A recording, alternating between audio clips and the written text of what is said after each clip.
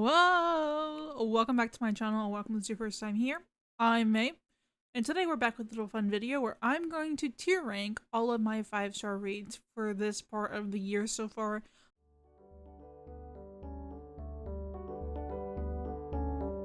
I'm making this in August, but I'm counting it as like a mid-year review of the 5-star books that I've had. I've made my own tier ranking list, and we're going to rank them and put them in different categories. And I think on Storygraph says I have 39 5-star reads, so I'm not going to do rereads, and I'm not going to do books that were like problematic after I read them. So I think I ended up having like 29, 30 in the video. And like I did read Fruits Basket, but instead of ranking all of those books, I just put the first one. So that's the gist of it. It's just going to be a fun little video, and I hope you like it. Okay, this is the tier ranking list. Here I am at the very bottom of the screen. I'm not really that important to see. This is the tier ranking list that I made. Categories that I created was, top to bottom was God tier, aka like my 6-star reads, and then lives rent free in my mind, will go down as one of my favorite books ever, and then a read that really hit hard and would recommend to anyone, and then really love but would not wreck to just anyone. Like I would give it to specific people. And then the last one is loved when I read it, but it didn't really stay with me. Now that it's been some time, and I put all of them in here. I think I have a repeat of one book. Yes, it's Cursebound. I see it on the twice. Please forgive me. But I'm just gonna start with them and go in order and give you a little bit of a backstory about why I'm placing them there. But like, there's not gonna be too much brain thought going into this. Okay. So, first one we have is Cursebound, which I think is better than the first book because the writing's better, the representation is better, there's multiple POVs happening, multiple couples happening. I really, really love it. When I think about the series overall, it's not a series that I would say is like my favorite ever. Like, and I really haven't thought about it, but it is a book that I've recommended quite a bit. So I think Cursebound's going to go into a read that really hit hard and would recommend to anyone because the queer representation in it is amazing. I really love it. And then Theft of Sunlight. This book, I loved it when I read it. I simply haven't thought about it again. Like in the nicest way possible. Because like I don't hate any of these books, obviously, because they're 5-star reads. But I don't think I've thought about it since I read it. So I think it's going to go in the bottom category of like really good when I read it, but like I think I read it in February, so it's been like 6 months and I haven't really recommended it to anyone, haven't really talked about it to anyone. And then some of these I just read, so I feel like there might be a little bit of bias because of the fact that I just read them. But when it comes to Radiyah, I really loved, but I would not recommend it or Yellowface to just anyone. So both of those are actually going to go into this 4th column. And the reason why I say that is because I feel like there's a very specific audience for those kinds of books. Yellowface is a very like analytical book about racism and like plagiarism in the literary world, and it's not very like, it's not meant to be like a very entertaining book. It's meant to be like an educating book about things that are happening to people of color, things that are happening to minority groups. And it's not meant to be a book where you're like, oh my god, I really enjoyed that. It's like, it's meant to just like make you think about things. And that's why I'm putting it in the I would not recommend to just anyone, because like if you ask me for a book and you're like, I really want a book that I'm gonna like fly through, have a fun time with, I don't think Yellowface is that book. If you tell me that you want a book that talks about those specific things that I just listed, like if you want a book about like minority authors, that would be a good one. Radiyah is just because it's Greek mythology, and I just feel like it's a really, really good book if you like Greek mythology or you like historical fiction. If you don't like historical fiction, I don't see you being someone that enjoys this. So I could only see myself recommending this one, and technically Circe. I might as well just go ahead and grab Circe for the exact same reasons. Like, I cannot see myself if someone's like, oh, what's one of your favorite books ever? I don't really see myself listing Radiyah or Circe like in the general scope of things. If you were to say, oh, what's your favorite historical fiction? What's your favorite Greek mythology books? Those would both get mentioned, but like in a specific setting is why I'm putting it in those columns. Okay, A Dawn of Onyx. I freaking loved that book, and I have thought about it quite a bit since I read it. I read it in January, and I think about it at least monthly. So it's gonna go into lives rent free in my mind, and will go down as one of my favorite books ever. It's gonna go into that category. It's so good. It's like, I think when I read it, the way I explained it was, if ACOTAR was not wrote by a bad person. Like, it's definitely giving ACOTAR vibes of like, she has to go stay with the Dark Lord who has a power and he's supposed to be evil and mean, but then they fall in love. Like, it's giving ACOTAR if she actually respected like the people of color and didn't like do problematic things. I don't support SJM in this household. Um, so if you didn't know that, so it's like, if you love a fantasy like that, very beginner friendly, very easy to dive into.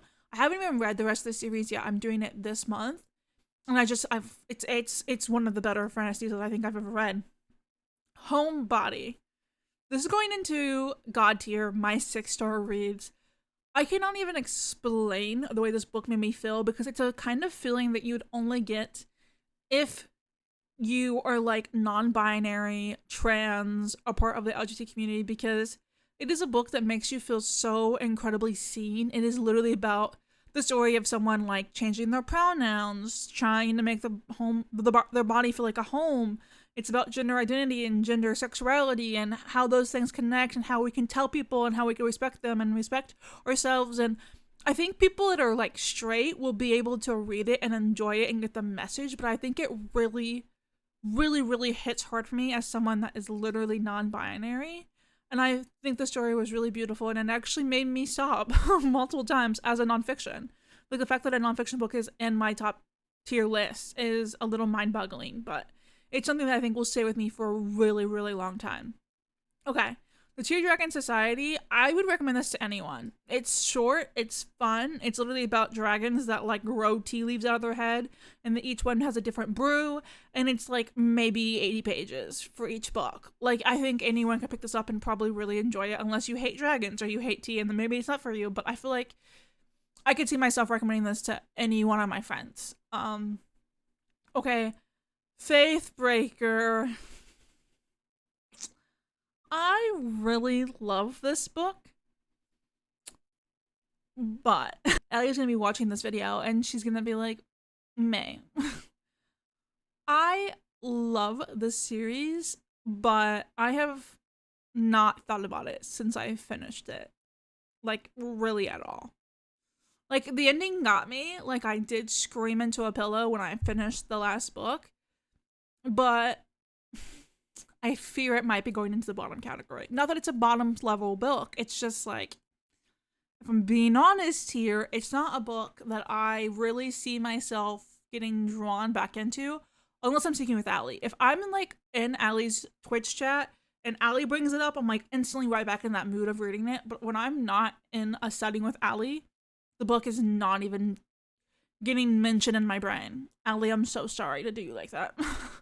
Go luck yourself.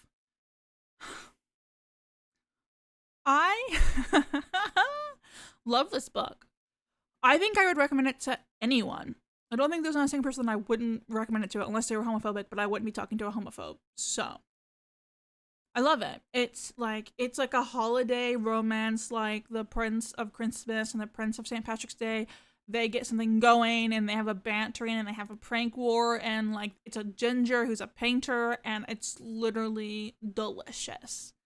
I can't see myself not wanting to talk about this book in the future. I think I've thought about it like all the time. At least I think about it every time I make a YouTube video about like my favorite books. I think it's been included in several of my videos since reading it. Okay, and then Where Did You Go? I want to put this in God tier because the series is one of my favorite series ever. But for this video specifically, I'm going to put it into really love, but would not rec to just anyone, because this series is, it's unhinged. One of the scenes in this book is that the guy, you know what's, into a teacup and then drinks it. It's not going to be for everyone. Like, it's like some of the most unhinged smut that I've probably read in my lifetime, and it's so good. But it's also like a fantasy series, so it's not just smut, but it's crazy. Mm-hmm. That's the best way to say it. I think when I read this book in the video, I went like on a 20-minute tangent about how much I loved it. And when I look back on that, I'm like, dear God, anyone that like watches that video and then go reads it after I say that, they're probably thinking that I need mental help. They're probably like, May, what's going on in your head? Because when I say it's not for everyone, like I wouldn't even recommend it to like fantasy readers. I think I would recommend it to someone that wants like a dark fantasy with smut. And it's delicious to me. Like to me. Like I think when I went on Storygraph, I think most of my friends have given this book like a 2-star. Like I'm actually interested to go check. Hold on, I know it's not part of the video. So I did in fact go check, and most of my friends that have read it have given it below 3 stars. And actually the rating of the book is only a 3.5 average. And I looked at some of the ratings and it was like, was this a good book? No. Was I oddly sexually charged while reading it? Yes. And that's about how I feel. Like, would I say that it's award-winning writing? Absolutely not. But let me just tell you the dedication for this book. Like, when you start the first book, which is called How Does It Feel? It literally says, I wrote this book to end you. Like, if you don't like, will you finish the book or will it finish you? Like, essentially, like that's set up from the very beginning. Like, it's a crazy book. Like, it's not meant to be like a fun, silly, goofy time. Like, it's meant to be like an unhinged level of like. So that's just all for me to say that even though it's one of my favorite books ever, I don't see myself being able to wreck it to many people. Like, I don't think I've wrecked it to any of my friends, actually. I can't think of a single friend that I've said, go read that book. Okay. Immortal. I love this book. It's going into lives rent-free in my mind. It's anything by this author, actually. Su Lin Tan is one of the best writers I've ever read in my life. She's one of the best writers that Su Lin Tan is one of the best writers that I have ever read in my life. I think every book that I've ever read by her has gotten 5 stars from me. Like, she hits it out of the park for me every single time. And she has a new book coming out in September, I think, and the cover is gorgeous. I will be absolutely tuning in. And I have wrecked it to multiple people. Like, I read it for a book club. My friend just finished it and also gave it 5 stars. It's a good plot. Like, she writes fantasy so well and so, like, tragically beautiful. The writing's astounding. The romance is, like, a slow burn, but when you get to it, you're, like, giggling, kicking your feet. Like, it's so good, and I, like, love it. It's one of my favorite books ever, and I can rec it to people. That's key. Like, I could rec it to everyone, and I effing love it. So, there we go. The Lost Village I just read, and I'm gonna put it in my 6-star reads. Because I just did a video about this. I literally just read this book like not even 3 weeks ago. This is one of the best horror books that I've ever read in my life. Best horror thriller. I don't even know what the category is really, because to me they all blur together. This is simply one of the best of that genre that I've ever read. I loved it. It's creepy. It has like an original plot. It's giving like Blair Witch Project vibes. Like, I had genuine goosebumps. Like, I was genuinely scared reading this book. And that's not usually something that happens to me. Like, usually when I read that genre, I'm like, okay, well, this is meant to be scary, but I'm not scared. The fact that it actually had me scared, and I was like, what the F is happening? What's going on? And I don't feel like it's really easy to figure out. Generally, like, I will probably be telling people from now on that this is my favorite book in the horror thriller section. Okay. A Wilderness of Stars. Oh, so good. I loved it. I have thought about it because it made me really sad, and it's not like a good ending, as in like a happy ending, but it's not meant to be. You kind of go into the book knowing very early on that it's not going to be a happy ending, because pretty much she is, I can't think of the exact word, but she pretty much gets a title that you can only get when your entire family dies and you're the last one in the family. And she has to go find someone that's the last person in their family, and only one of them can make it out, pretty much. Like, it's one of those books where you know it's going to be sad, and you read it knowing that, and then you think to yourself, it can't possibly be that sad, and then you finish the book, and you're like, holy shit, it was actually that sad. That is this exact book, and it hit really hard, and I can see myself recommending it to people. I just realized I put Go Luck Yourself twice. I'm going to have to check myself and make sure that I am not missing a book then. Okay. Anyways, back to Awareness of Stars. It's going to go into the really hit hard and would recommend to, I say, anyone. Like, I think anyone can enjoy this book. Okay. A darker mischief I really love, but I would not rec to everyone. And I'm gonna tell you why. While I'm thinking about this, I'm also just gonna go ahead and put where is it? Nile Conjurers in the same category because I read them back to back and I have very similar thoughts about both of them. They're a very unique plot and the writing is very juvenile, and I don't think that if you like juvenile writing that you will like it at all. I don't think it'd be your cup of tea. Amazing plots, like genuinely amazing plots, but I know for like example, one of the biggest things that I saw in reviews, people were like, oh my god, the writing is so cringe. And to me, I thought that made sense for the level of the characters, like the age of the characters. I think it makes sense and I think it improves the book in my opinion. But if you're like a real stickler on writing and YA, I don't really think that I would recommend it to a lot of people. Especially because a lot of my friends don't read YA a lot anyways. Like a lot of my friends are much older than me. So I'm one of the last few people that I know that are still actively reading YA other than my friend Lauren, who's a little bit younger than me. I think maybe Lauren might be the only person I have left that I would genuinely recommend those two books to, or like maybe like in a video or something like that. I would be like, oh hey, if you like YA horror, this book is for you. But like in my own personal life, like to my adult friends, I don't really think that either one of them would come up. Okay. Okay. When the Tides Held the Moon lives rent free in my mind. I love it. It's so good. It has, first of all, it is amazing representation. It's pretty much like a man and a more person romance. And it talks a lot about like sexuality and helping people. So it's a lot of like homophobia, a lot of racism, and it deals with that very in a way that's like educational and makes you think, but also in a way that's not like demoralizing. Like they still get a happy ending, like they're still talked about in a fair and respectful way.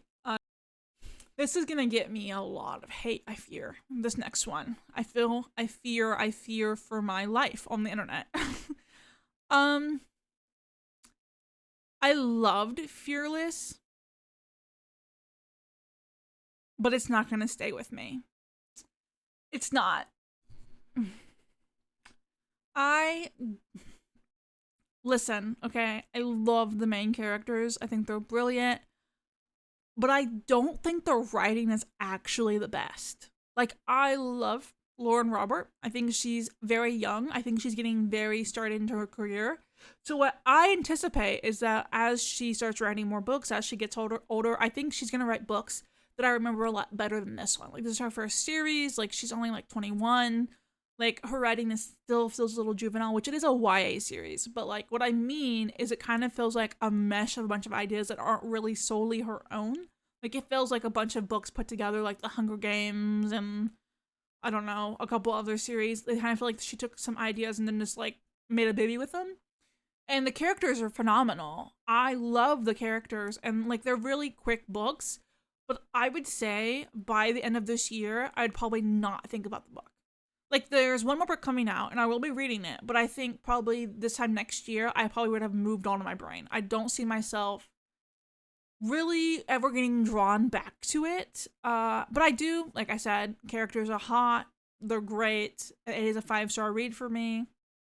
And yeah, it's great. And then A Sunrise on the Reaping should be no surprise to anyone. It's going into top tier. God tier. It's going to the top level. I love it. I feel like I should just go ahead and finish this out and give you my thoughts as I went, but like, is there any of these that I would put in God tier other than what I already have up there? Oh, A Bone in His Teeth would probably go into God tier. So let me just finish this and I'll give you my thoughts so that I can like organize myself. That's a repeat. A Curse Carved in Bone.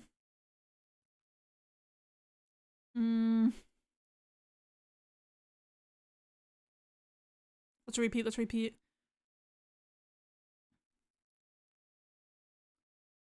I love that series. I love, I love, I love. Okay. Okay. I think that feels right. Those are repeats. I'm gonna have to double check this number to make sure it's the correct one. But let me go ahead and go over those last couple of books so that I can like now that I have them in the right spot, I can like think about them. Okay, started watching The Reaping. It's phenomenal. I think it has really important messaging in it. It's probably my favorite book by Suzanne Collins. And I know a lot of people were like, oh my god, it's just pretty much fan book. It's made just for the fans. It's made to please the fans. No, it has such important messaging about like AI and sticking up in the political settings of life. Like, you shouldn't just let the government control your life with no kind of pushback. It also talks about like propaganda, and it also talks about like the face of revolutions and like when to know when to fight back to make the most impact. And I think it's exceptionally neat at this time. Like, to be honest, I have thought about Hey Mitch every single day since reading this book. At least every single day I have thought about Hey Mitch. Mostly because of TikTok, because I go on TikTok and I get really sad Hey Mitch edits. But like, I read that in, what was it, March? And I still am like thinking about the story, thinking about the character, which, to be fair, a lot of it is very popular right now because the movie's getting made and a lot of casting information's coming out. So maybe it's just like the news keeping it alive in my head, but also I just love Hey Mitch. I think Hey Mitch would be one of my favorite characters in a book ever. I think he just has so much dimension. He's like an onion. You pull back a layer and there's more and more to get to know about him. And there's such a painful story there. And I would say that I would like to read more by Suzanne Collins, but I'd actually be fine if she never wrote anything ever again, because she really knows how to destroy people. I'm actually terrified for the movie. I don't think I'll be able to sit through it without getting sick because of how devastating it's going to be. So that's why it's going to be in my 6 stars list. Anyways, A Bone in His Teeth, it's the only one by the author that I really, truly love, and it really blew my mind. Like, it had, like, the fantasy, it had the smut, it had the mystery, it, like, exceeded all expectations that I possibly could have had for it. Like, it left me spiraling, honestly. Like, I was like, oh my god. Oh my god. Like, what do you mean that's what happens? And it's so good. And then, First Time Caller. I know a lot of people have a lot to say about this book. I've seen the hate. I see the hate all the time on books about how this is so basic. This is copying. I simply don't care. I love this book. I will be taking this book to my grave. It's probably going to be one of my favorite romances ever, which is not a very long list, because me and romance, we're like enemies to lovers sometimes. Like, sometimes I'm like, fuck me, dude. I don't want to read another romance ever again in my life. And then I read one good one, I'm like, oh my god, I want to read more romance. But then I have a hard time finding romance authors that genuinely serve for me every single time. So I have learned, I think, that when it comes to romance, I gotta stick with the authors that I like. So I like B.K. Borison. Everything that she writes, it's a job well done to me. And then also like Alison Cochrane. Those are my 2 favorite romance authors, I think, probably. And maybe I should just stick with them. Also, there's no Alison Cochrane on this list because they haven't released a book this year yet in time for this video, but I do have a plan to do like a part 2 to this after the end of the year so that I can like dwindle down what my favorite books of the year were by whatever I put in my 6-star reads list. Because like, I always have a hard time like when I read as many books as I do, because I read about 200 a year. I have a really hard time being like, okay, what are my favorite books? And this will help me because it'll be like, oh, okay, well, in August or whatever, you put those books in your God tier list, and then whatever I put in my God tier list at the end, those are obviously my favorite books of the year, and then it'll be like less mental work for me. Anyways, phenomenal romance. It is a little cringy and cliche, but I think that's the beauty of it, and I don't care what anyone says. I love the female and the male chemistry. It's so good. And I know there's another one called No Strings Attached, I think is what it's called. Something like that. I can't remember exactly, but it's gonna be so good. I just know it. Okay, and then Fruit Baskets. I love this series. I love it. It's so cute. I think about it all the time. Maybe it's because I have a Funko Pop literally across from my reading couch, but it's so, I want to say wholesome, but it's actually not. It's actually quite sad. It actually might be the reason why I've cried so much and might need therapy. Like, this book is devastating. The whole series, the whole anime. And I would recommend it to people, and I do recommend it to people, but it is probably my favorite manga, my favorite anime, other than like Inuyasha. But like, I feel like it's even topping Inuyasha at this point, because I have thought about Inuyasha periodically, but Fruits Basket I talk about it with my friends. I get clips of it. I think about it on my own. I genuinely really, really love it. And the only reason why it's not in my 6-star reads list is because I don't feel like it's warranted, because I just feel like I give it a 5-star out of nostalgia and like the emotion, but I wouldn't say it's like the best book I've ever read. That's why it's going and lives rent free in my mind. And then A Moon Soon Rising, I have talked about this a bunch, but I love the Hurricane Wars. And it is essentially Star Wars fanfic turned into a book. I'm very aware of that. I don't care. When a book hits, it hits. Who am I to question the source material?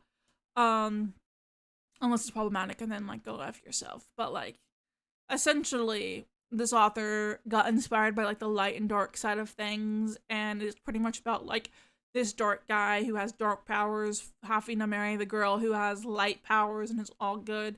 And then they're like phenomenal. When I tell you some of the smut in this book made me have to take laps around my room. Like I can't even quote it. I'd get banned. I'd get demonetized on every platform for talking about this book if I tried. Genuinely so good. And I would say that I've recommended it a lot, but I have to a few people, but I feel like it's not just like a book that I would be scared to recommend to. I think it has a bigger audience, say, than like A Darker Mischief. Like it has a bigger audience than that. And it's so good. It's so addicting. It's like Glee, where it's like so bad that it's good. That's exactly how I feel about that book. And then A Curse Carved in Bone, which I have in the hit really hard to recommend to anyone. It's a really good series, and I think it's like, I'm blanking on what kind of mythology it is. It's like not Greek mythology. It's based off of Norse mythology. I don't know why I forgot that. And it's really good. And it is a fantasy book that I have recommended to people, and I think it's very good. But it's not like my favorite ever. Like I definitely think like A Dawn of Onyx is better, or like Immortal is better, or just really any of them above that is better. And The Mary Shelley Club is another really good thriller / horror book that I read. And it wasn't my favorite horror, but I think I could recommend it to anyone, and I think a lot of people would like it. And then Song of the Sixth Realm. I love this book.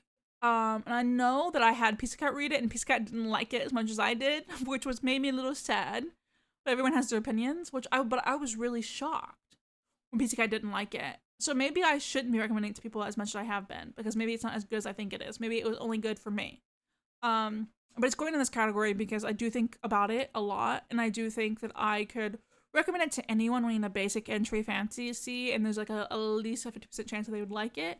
I think Pizza Cat said the writing was weird. I think that's what I'm remembering. And then I think for Really Love But would not just recommend it to anyone. I think the only one I added was The Dark Air. The Dark Air is just not for everyone. Just the whole book series. There's a lot of hate to this author, and I think a lot of the hate is just judging it off of what you think is in it. I don't think any books by this author are really romancy. Like I feel like they're like crumbs, but I don't think romance is really the point at all. And I just think that it's one of those books where you really don't know what it is until you've actually sat down and read it yourself.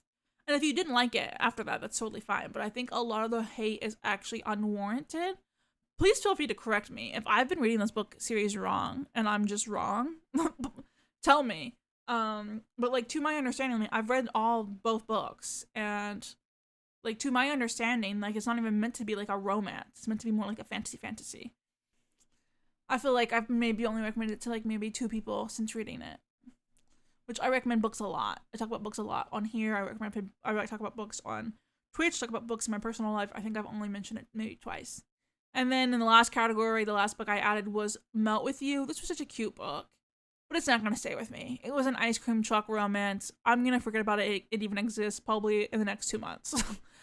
Bluntly put, like, it's good and it was cute, and I recommend it for a summer romance. But if you asked me in like January of next year if I remember a book called Melt With You, I probably wouldn't remember it. I'd probably have to Google to see if I even read it. And I think that's it. I think I covered all the books that I added. But I do need to double check that I actually got all the books, because I had 2 repeats and I feel like maybe I missed something. So hold on. I'm so glad I checked because I actually was missing a book. I was missing Watermoon. Can't believe I forgot about Watermoon. This book is going into lives rent free in my no. I'm so hesitant because it was so good. I'm doing it. It's going into God tier. It's going into God tier. I think this one might have been one of my favorite books ever. I think it's definitely going to be sticking with me for quite some time. It has such a unique, interesting plot that is like pretty much like origami like based, like where you like even the cover of the book you can literally fold it into a boat, like fold and all that stuff. Such an interesting concept that I've never seen done before, and I think it's beautiful. I think the pacing was great. I think I found it amazing. Like I definitely think that those are definitely my god tier books of the year so far. So it seems like out of 30, I've picked 6 to be my god tier list. I think I'm content with this. I think this might change. I feel like maybe in the future I should like revise this. Like maybe I should look back and be like, do I still feel that way? Because I read so many books that I forget things. But I think in this very moment, I think I'm happy with this list and how it's unfolded. Okay, yeah, that's the video. This is the list. Sorry that I have 2 repeats. They're on there. I just apparently read on them twice. But I hope that you've liked this video, and I'll see you guys when I do this at the end of the year so we can compare and see what else might be adding to this list. Maybe I should do like a really big one where I like do everything. Do you know how crazy it would be to tier rank all of my 5 stars ever? I feel like it'd be like probably like 100 books. No, more than that, because I've read 30 this year. I think I read like 50 last year. I think the year before that I read like 65-star books. It'd be probably like 150, close to that. That'd be crazy. Maybe if I have a lot of free time, maybe that'll be like an end of the year video when I'm like settling down with the year and everything's not so crazy. Maybe that'll be something I do with like, you know, maybe. No promises, we'll never know. But it might be an idea that I put down to like maybe come back to. But I hope everyone's having a very lovely August, and this can be an easy little video for me so that my brain isn't angry with me because I'm so busy. So, it was nice to catch up with you guys. And I'll see you guys when I see you. Bye-bye.